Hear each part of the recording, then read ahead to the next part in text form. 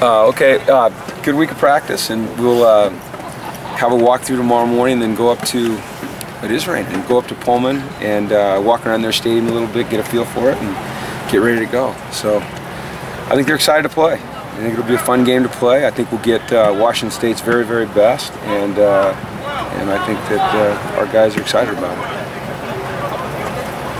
I know we get to Friday or Thursday, there's not a lot left, is there? Given how little they run the ball, what kind of unique challenges does their offense kind of present for you?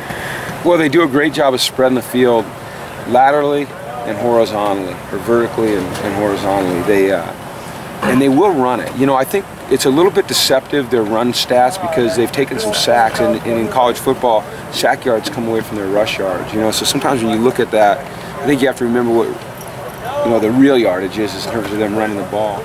But they, you know, they kind of oversplit their offensive line and spread you out a bit, and then their quarterback gets rid of the ball quickly. You know, and as they get more well versed in their scheme, just like our offense is in our scheme, you know, you start to see more consistency.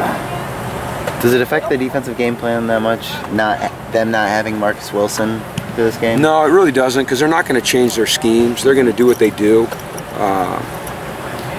and they've got a good group of receivers.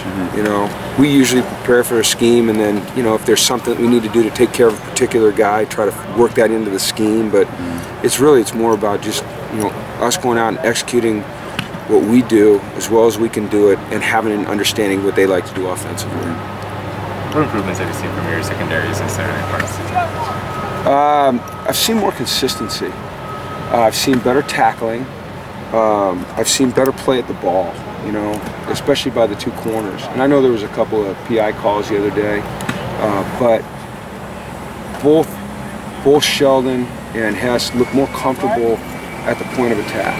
And that's what good corners do. Good corners put themselves in position to make plays, and then they make them. You know, you see a lot of guys that are there, but then they can't make the play. And these guys are doing a much better job of making a play on the ball. So those are the things that I've seen improvement in. Is this weekend a bit tougher of a matchup for them than last weekend, given like the Chiefs are a bit smaller and a bit kind of faster than, you know, say Austin Hill and that?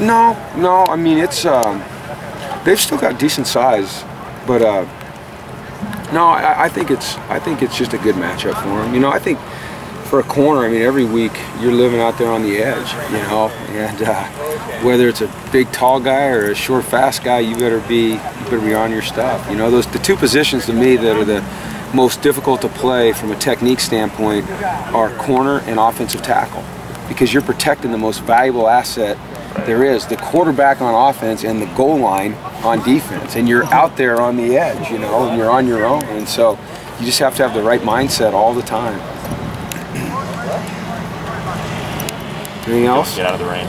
This is not rain, you guys. This is sprinkling. Seattle. Yeah. This would be a nice day. Yeah. Okay. Thanks a lot.